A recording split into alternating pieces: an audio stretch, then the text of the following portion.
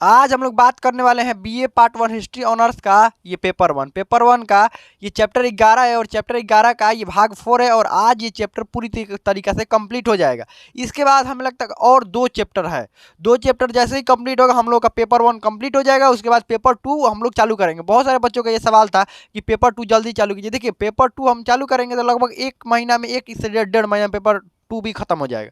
और जो पेपर 2 को खत्म करवाने में ज़्यादा दिन समय नहीं लगेगा। ये पेपर 1 को ही खत्म करवाने में ज़्यादा दिन समय लगता है क्योंकि इसमें बहुत ज़्यादा सिलेबस इसमें रहता है, उसमें ज़्यादा सिलेबस नहीं है। तो चलिए हम लोग शुरू करते हैं और आज ये खत्म हो जाएगा। देखिए हम लोगों ने इससे पहले क्या पढ़ लिया था, कुषाण वंश के बारे में हम लोग पढ़ रहे थे। भारत पर जो ISP के इंडो ग्रीक शक, पहलव और कुषाणों के बारे में हम लोग पढ़ रहे थे। शक अभी भी भारत में मौजूद थे। कौन थे? शक अभी भारत में मौजूद थे और ये कुषाण का अभी शासनकाल चल रहा था। ध्यान रखिएगा, कुषाण कुछ ही क्षेत्र पर थे ना। देखिए कुषाण इस क्षेत्र पर थे, ध्यान समझिएगा। कुषाणों का जो शासन था इसी क्षेत्र पर था।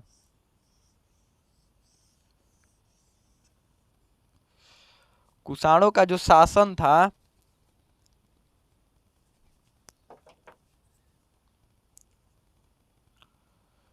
कुषाणों का जो शासन था इस क्षेत्र पर था। ध्यान रखिएगा, मगध पर आक्रमण कर दिया था तो मगध वाले क्षेत्र पर भी इसका कुछ अधिकार हो गया था, लेकिन बाकी जगहों पर यहाँ पर इतना तक था। बाकी इधर ये सब शक फैले हुए थे और इधर दक्षिण भारत में भी कई राजा थे। तो ये मत समझिए कि ये जो कुषाणों का जो साम्राज्य है ये देखिए इतना पर था कुषाण। अब कुषाण कौन थे एक बार और आपको याद दिला दें। इधर यूची कबीला वाले इधर शक रहते थे, ठीक है। तो यूची जो कबीला था यही क्या था? कुषाण थे। यूची वाले कुषाण थे। तो शकों को पीट कर भगाए थे कौन? यूची कबीला वाले। और इसके पीछे पीछे फिर आए यही कुषाण आए और भारत पर इधर क्षेत्र पर कब्जा किए। अब देखिएगा कुषाणों का अंत कौन करेगा? यही शक अंत करेंगे। कुषाणों का जो अंत है ये यूची कबीला वाला इधर कुषाण बना, इसका अंत अब कौन करेंगे? शक करेंगे। ध्यान रखिएगा, इधर शकों को कुछ भी पीट देते थे, कुछ भी कर देते थे क्योंकि ये इस समय यूची कबीला वाले ये पीट कर भाग जाते थे। अब यहाँ पर बड़ा साम्राज्य बना लिए हैं तो कैसे भागेंगे? और इस साम्राज्य में देखिएगा कनिष्क के बाद उतने योग्य शासक नहीं होंगे। जब उतने योग्य शासक नहीं होंगे तो देखिएगा ये शक शासक क्या करेंगे, कौन सा हाल कर रहे हैं इन लोगों का। ध्यान रखिएगा, समय हर किसी के एगो दिन आता है। इनका भी अब दिन आएगा। किनका? शक शासक का। शक शासक अभी छोटे छोटे क्षेत्रों में रहेंगे। और इसके बाद हम लोगों को गुप्त साम्राज्य के बारे में पढ़ना है। गुप्त साम्राज्य का चंद्रगुप्त द्वितीय इन शकों का अंत करेंगे। ध्यान रखिएगा, चंद्रगुप्त द्वितीय। चलिए ये अभी तक क्या पढ़े थे? इस वंश का जो शासक था कौन था? प्रथम कुजुल कटफिसस था, भीम कटफिसस। कुजुल कटफिसस ने क्या किया था? ये तांबा का जो सिक्का है वो जारी किया था। और ये जो भीम कटफिसस था इसने सोने का सिक्का जारी किया था। ध्यान रखिएगा, और सोने के सिक्का पर क्या बनवाता था? ये सोने की इसके राज्य में अधिकता थी और सोने के सिक्के पर ये भगवान शिव की मूर्ति, त्रिशूल मूर्ति बोल रहे हैं, भगवान शिव का चित्र, त्रिशूल का चित्र, नंदी का चित्र, ये सब का चित्र अंकित करवाता था। ध्यान रखिए, भीम कटफिसस। उसके बाद कनिष्क शासक बना और कनिष्क शासक बनते ही एक समूह चलवाया जिसका नाम रखा शक समूह। 78 ईस्वी में ये शक समूह चालू हुआ। कब? 78 ईस्वी में ये शक समूह चालू हुआ। शक समूह, ध्यान रखिएगा, शक समूह ये समझ लिए थे। शक समूह चालू हुआ था, यहाँ से ये शक समूह 0 से चालू हुआ। 78 ईस्वी था और इसमें ईस्वी कितना था, मतलब इसमें समय कितना था? 0। अब 78 के बाद ये 79 होगा, ये 79 होगा तो ये 1 ईस्वी होगा, ये 1 होगा। देखिए जैसे 78 है, हो गया ना 78 ईस्वी। तो यहाँ से शक समूह चालू हुआ, शक 0 था, यहाँ से चालू हो तो 0 ही होगा। अब 78 के बाद ये 79 आएगा, 79 ईस्वी।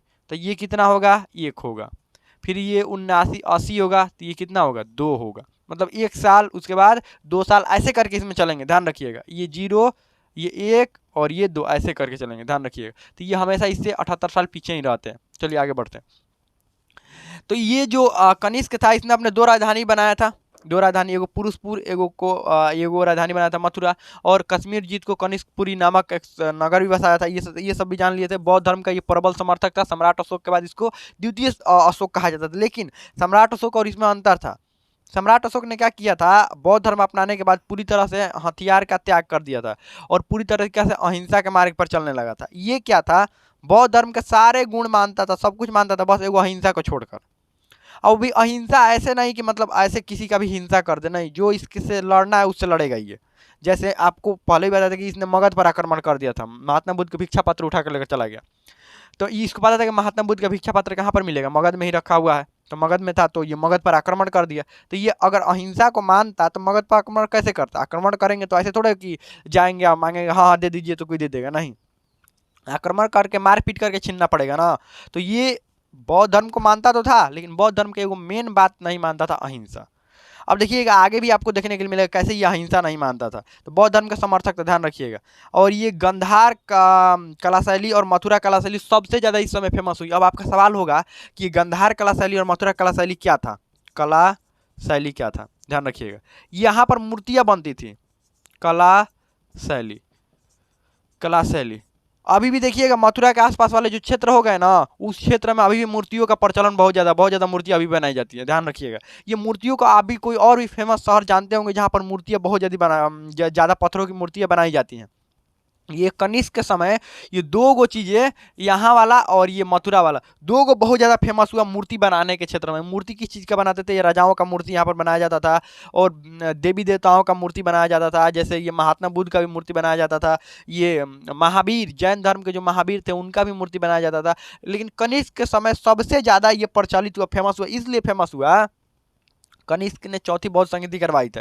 उस बौद्ध संहिता में जो बौद्ध धर्म है दो भागों में विभाजित हो गया था, कौन कौन, हीनयान और महायान। जो महायान के समर्थक होते थे वो क्या करते थे, महायान के समर्थक मूर्ति पूजा को विशेष बल देते हैं, महायान वाले मूर्ति पूजा करते हैं, जबकि हीनयान वाले मूर्ति पूजा नहीं करते हैं। तो मूर्ति पूजा करने के लिए मूर्ति तो चाहिए ना, और मूर्ति चाहिए तो महायान के समर्थक बहुत ज़्यादा थे। कनिष्क खुद महायान का समर्थक था। तो बताइए बड़े बड़े मूर्तियाँ स्थापित करवाएगा कि नहीं करवाएगा, और जब राजा मूर्तियाँ स्थापित करवाने लगेंगे तो बाकी लोग क्या करेंगे, जो उन महायान के समर्थक होंगे, क्या वो मूर्तियों की उनकी ज़रूरत पड़ेगी कि नहीं पड़ेगी, बिल्कुल पड़ेगी। बहुत सारे बौद्ध विहारों को बनवाया था, चैत्य को बहुत सारा बनवाया था, कौन, ये कनिष्क जो था, बहुत सारी चीज़ें बनवाया था।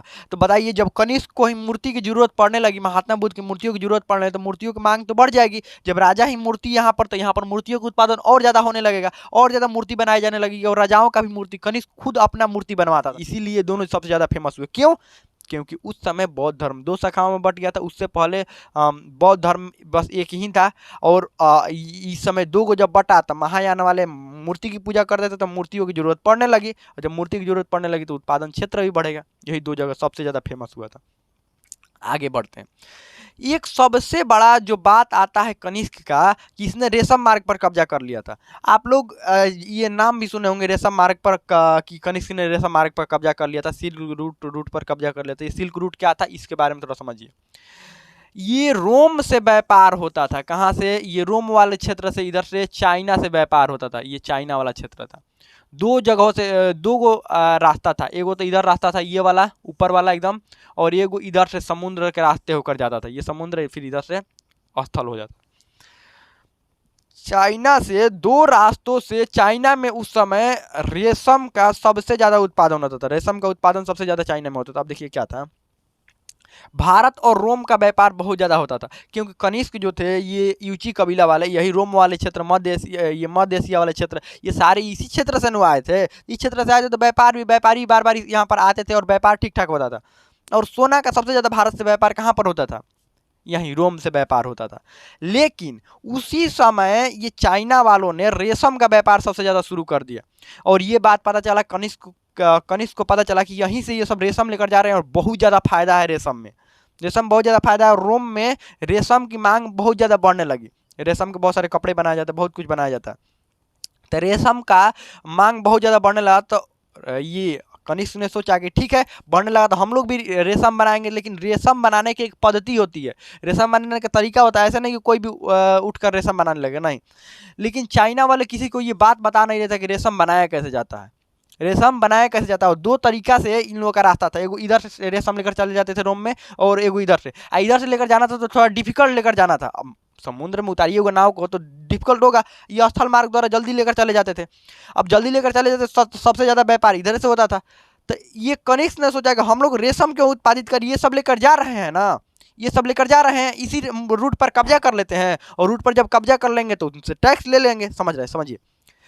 कनिष्क ने सोचा कि हम काहे के लिए रेशम उत्पादित करवाएं और इतना मेहनत करवाएं। रेशम उत्पादित करने में बहुत ज़्यादा मेहनत होता है, अभी बहुत ज़्यादा मेहनत होता है रेशम उत्पादित करने में। इसने सोचा कि यहाँ से जो लोग व्यापारी जा रहे हैं उसमें से जितना भी उनको फायदा हो रहा है उसमें से हम भी कुछ ले लें, और हम भी कुछ ले लें तो ऐसे तो चाइना वाला देंगे नहीं। और चाइना के एक शासक था जिसका नाम था पान चाओ, ध्यान रखिएगा, शासक का नाम था पान चाओ, इसका नाम था। अब ये क्या था, इसको लग रहा था ना, पान चाओ इसका नाम था, पान चाओ कहाँ का शासक था, चीन का। अब इसी के शासनकाल में पान चाओ का शासन इधर से सारे चीज जा रहा था, तो पान चाओ को ये लग रहा था ना कि कनिष्क जो है बौद्ध धर्म के समर्थक है, क्योंकि उस समय तक बौद्ध धर्म ही चाइना वाइना सारे जगह फैल चुका था और सभी लोग जान चुके थे कि बौद्ध धर्म वाले जो होते हैं वो अहिंसक होते हैं, लड़ाई वड़ाई नहीं करते हैं। और इसको पता था कि सम्राट अशोक यहाँ पहले था तो वो भी लड़ाई वड़ाई नहीं करता था, तो कनिष्क भी लड़ाई नहीं कर ले, क्या कर लेगा हमारा कनिष्क। कनिष्क ने यहाँ पर संदेशा भिजवाया उन लोगों के पास में, पहले बातचीत से मामला हल किया जाए ना, बौद्ध धर्म के था तो पहले सोच रहा था कि बातचीत से मामला हल किया जाए। इन व्यापारियों से कहा कि देखो इस रास्ते से जाना है ना तो तुमको टैक्स देकर जाना पड़ेगा, ऐसे नहीं जाने देंगे, अगर टैक्स दोगे तो जाने देंगे और नहीं टैक्स दोगे तो नहीं जाने देंगे। होता है ना कि आपको किसी भी रास्ता से जाना है तो क्या करना पड़ेगा, वो टैक्स देना पड़ेगा।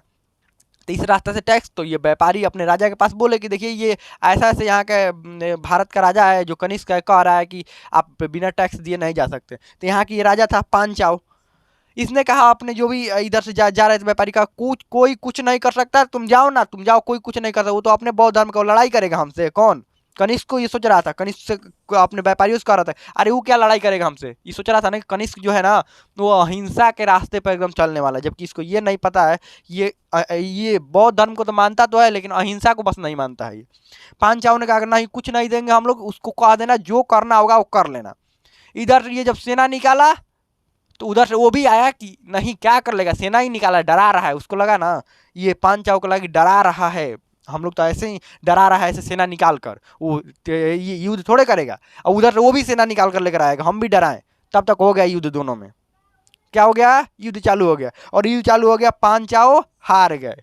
पान चाओ हार गए तब वो कनिष्क ने कहा कि अब तो दोगे यहाँ पर, और नहीं दोगे आप टैक्स तो उसके बाद देख लेना ये गाड़ी रोम ना जाकर सब गाड़ी भारत में आ जाएगा। कहाँ आ जाएगा, भारत में, और पैसा भी नहीं, जो आपका कीमत है वो कीमत भी नहीं दिया जाएगा, जो रेशम लेकर जा रहे हो रोम वो सब रेशम आएगा भारत में, फिर भारत से लेकर जाएंगे हम लोग, यहाँ से आगे तुम्हारा रेशम नहीं बढ़ेगा, और इधर भी बढ़ा लेना नीचे में, इधर भी तुमको बढ़ने नहीं देंगे, तुम देख लेना। आप तो एक ही रास्ता पहले कह रहे थे, अब दोनों रास्ता में से किसी रास्ता पर तुमको नहीं जाने देंगे। देखिए कनिष्क का शासन काल तो इतना ही था, लेकिन ऐसे ही कह रहा था कि इधर भी नहीं जाने देंगे, वो तो था भी नहीं, इसका कनिष्क का इधर था भी नहीं। तो ये यहीं से रास्ता पर, तो वहाँ के राजा मान गया कि ठीक है हम टैक्स देंगे, और टैक्स देंगे तो यहाँ से ये पूरा रेशम मार्ग पर, यहाँ से लेकर रोम तक पूरा जगहों तक ये रेशम मार्ग पर क्या कर लिया, कब्जा। तो ध्यान रखिएगा, रेशम मार्ग, रेशम मार्ग जिसको सिल्क रूट कहते हैं, रेशम मार्ग पर कब्जा कर लिया। किसने, कौन कब्जा कर लिया, कनिष्क ने। और इसके लिए क्या किया था, युद्ध किया था, ध्यान रखिएगा। इसको लग रहा था ना कि यहाँ के शासक को डरा रहा है, ऐसे ही डरा, वो युद्ध करेगा बौद्ध धर्म को है, तो इसको ये नहीं पता था कि बौद्ध धर्म मानता तो है लेकिन बौद्ध धर्म में एगो शब्द होता है अहिंसा, उसको बिल्कुल नहीं मानता है, क्योंकि वे राजा था ना। चलिए आगे बढ़ते हैं हम लोग, आगे हम लोग अब इस वंश का, कनिष्क के बाद धीरे धीरे इस वंश का विनाश होना चालू हो गया, क्योंकि जब भी कोई अपने एकदम ऊंचाई पर पहुंचता है उसके बाद नीचे वो जरूर गिरता है। अब ये वंश जो है धीरे धीरे क्या होगा, नीचे गिरेगा। इस वंश में कनिष्क के बाद जो है एक और शासक जो है थोड़ा प्रतापी शासक है, हुविस्क, जिसका नाम क्या था, हुविस्क नाम था। इसने भी अपने, हाँ कनिष्क के समय सबसे ज्यादा शुद्ध सोना का सिक्का जारी हुआ, सोना का सिक्का शुद्ध जो था, शुद्ध सोना का सिक्का सबसे ज्यादा जारी हुआ किसके समय, कनिष्क, क्योंकि इस समय व्यापार भी बहुत ज्यादा होता था ये रोम वाले क्षेत्र से, रोम और मिस्र। हुविस्क था, इसने भी अपने भगवान शिव का चित्र जो है, शिव का जो चित्र है वो अपने, भगवान शिव का जो चित्र है वो अपने जो मुद्राओं पर अंकित करवाया था, ये भी हुविस्क भी था। और यहाँ से सामंती व्यवस्था, सामंत वाला व्यवस्था चालू हो गया था।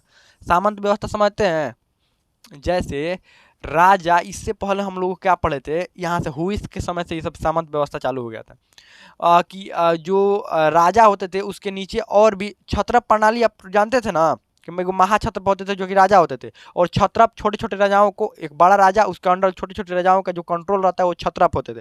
ठीक वैसे ही यहाँ पर भी ये राजा हो गए, और छोटे छोटे जो भी राजा हो गए और जिसके कंट्रोल में हो गया वो सामंती व्यवस्था, वो सब सामंत हो जाते थे। अब सामंत कैसे भी, एक और तरीका सामंत होता था।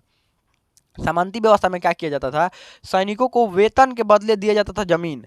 सैनिक हो गए, सेनापति हो गए या मंत्री हो गए, अब उनका जमीन क्या होता था, मान लीजिए हर हर महीना या हर साल आपको ये सेनापति को सबसे ज़्यादा जमीन मान लीजिए ये दिया गया 100 एकड़ हर साल जमीन दे दिया जा रहा है, तो सेनापति से ज़्यादा ज़्यादा बड़ा हो जाएगा। अब 100 एकड़ हर साल मिल रहा है, 100 एकड़ 100 एकड़, तो राजा के पास तो एक लिमिटेड जमीन है, तो हर साल तब तक ये सेनापति क्या हो जाएगा, बड़ा हो जाता था और राजा को हटा देता था और खुद क्या बन जाता था, राजा। और यही सामंत भी होते थे, देखते थे कि राजा कमजोर है ना, तो खुद को स्वतंत्र राजा क्या कर लेते थे, घोषित कर लेते, यही होते थे सामंत। मान लीजिए बड़ा सा राज्य है और छोटे छोटे जगहों के राजा हैं और एक बड़ा राजा, इस सबके कंट्रोल में है। जब देखते राजा कमजोर हुआ, ये सामंत अलग अलग अपने आप को स्वतंत्र घोषित करके खुद को राजा घोषित कर लेते थे, यही सामंती व्यवस्था थी। तो इसी में से इसी के सामंत थे गुप्त। आगे हम लोग गुप्त वंश पढ़ेंगे, गुप्त वंश, गुप्त वंश, तो इसी के साथ सामंत होंगे गुप्त वंश। और इस वंश का जो अंतिम शासक था वासुदेव था, वासुदेव था। और इसके बाद धीरे धीरे इस वंश का कहानी खत्म होना चालू हो गया। तो इस वंश के बारे में हम लोग को इस चैप्टर में इतना ही पढ़ना था। थोड़ा सा प्रशासनिक व्यवस्था, मौर्योत्तर काल के बाद प्रशासनिक व्यवस्था, ये सब थोड़ा देख लेते हैं और उसके बाद ये चैप्टर पूरी तरीके से कंप्लीट हो जाएगा। इसको स्क्रीन शॉट खींचना है तो खींच सकते हैं, नहीं तो इसको हम साफ करते हैं। अब हम लोग इसका प्रशासनिक व्यवस्था थोड़ा देख लेते हैं। अब आपसे पूछा कैसे जाएगा मौर्योत्तर काल का प्रशासनिक व्यवस्था, यानी मौर्य काल के बाद जो भी ये सब छोटे छोटे ही थे ना, वाले जो शासक थे जैसे सतवाहन थे, ये सब थे, तो थोड़ा बड़ा था इनका शासनकाल। लेकिन मुख्य रूप से आपसे क्वेश्चन में अगर पूछा जाएगा तो मौर्योत्तर काल का आपसे पूछा जाएगा कि प्रशासनिक व्यवस्था कैसा था या उनका आर्थिक व्यवस्था कैसा था, तो इन सब के बारे में, व्यवस्था के बारे में आपको लिखना है। अगर प्रशासनिक व्यवस्था आपसे पूछ दिया जाए, प्रशासनिक प्रशासनिक प्रशासनिक व्यवस्था अगर आपसे पूछ दिया तो प्रशासनिक व्यवस्था कैसा था, ये राज्य भले छोटे छोटे थे लेकिन इनका शासन केंद्रीकृत था।